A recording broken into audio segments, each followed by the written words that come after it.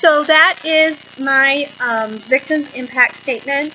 I obviously got choked up on a few areas. I still am trying to work on that. It's still very emotional for me to talk about. Eventually I'll get enough courage to talk about my issue and my ordeal entirely to anyone that would like to listen, but right now I'm still in a recovery process and I'm trying to get better. To anyone that is going through this same situation, whether it's male or female, I know what you're going through. I'm going through it right now. This happened about 6 months ago, and it's still really emotional for me to talk about. It's difficult. It's just very hard. But I'm a strong person, and I'm continuing to be a stronger person every day. Some days are good, some days aren't. It's difficult for me to talk openly about this, not only because my case is still pending, we're still in the process of getting a plea agreement and a plea deal going. There was a plea deal, but he declined it, so we will be going to court. So that is in the process of getting worked out. We just don't know when that's going to happen. So when our case is brought in, I hope that I'm ready. But if you're going through the same situation, I hope that you eventually get yourself enough courage and speak out. Stick to your guns and stand your ground and make your story heard. You don't have to do like I did. You don't have to put this out for the entire world to see. But you need to do it for yourself. It doesn't matter if this is the first time this assault or domestic violence has happened to you, or if it's the 100th time. You need to stop. You need to talk to authorities. You need to speak up. You need to do what's right, because it's not going to get better. These kinds of people that abuse, whether it be physically, emotionally, they do not get better. It continually starts to get worse. And thankfully for my case, he only assaulted me that one night, and that was the first and absolute last time I was ever going to do this. I did not want to be in that situation, and I'm so grateful, beyond a doubt, so grateful that my kids were not with me when this incident happened. My kids have no knowledge of this entire situation. I've not talked about this entire situation when they're around. I don't talk to anyone about it. I don't talk to my kids about it. This is something that's adult business that needs to be handled with adults as adults.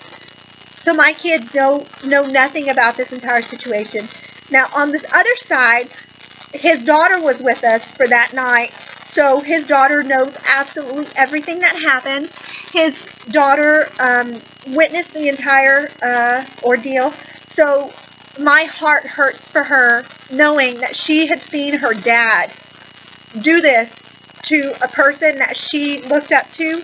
She was very upset and has talked to me in the past, knowing that we were one day going to be a family. And she saw this incident, and she had gotten upset because knowing that we will no longer be able to be a family, and she would not be able to see my kids. I've tried to keep away from talking with her too much, because I get really emotional talking to her. She gets emotional when she's trying to talk to me. She doesn't talk about that night, but she does ask a lot of questions. How I'm doing, how the kids are doing, how my shoulder's doing, if I'm still talking to doctors, things like that. And just to try to keep things, on a level field, I've decided not to talk to her, because we are getting so close to going to court. And eventually she may have to be called in for questioning. I know his attorney has already talked to her and has asked for her side of the story, and how that's played, I don't know. But eventually this is going to have to go to court, and I think it's just for the best for me to stay away from her and not talk to her for the benefit of my case. Now, what else should I say? What else do I need to talk about? Even though it's really difficult to talk about, you need to talk to someone about this. And if you're going through my same ordeal, whether it's just recently happened, the assault or the violence has just recently happened, or you're in the same, shoes that I am, meaning I'm in the process of going through my court hearing and everything, you need to stick to your guns and talk to someone about this. Go to the authorities. Talk to a friend. Go to victim services. Victim services in your area is confidential, and they're able to help you and give you guidance and really go through this entire process. Now, I have talked to my victim service advocate, and she is absolutely amazing. I've had two. One took over my case immediately after, and she retired at the end of the year, so I've got a new program coordinator who's helping me.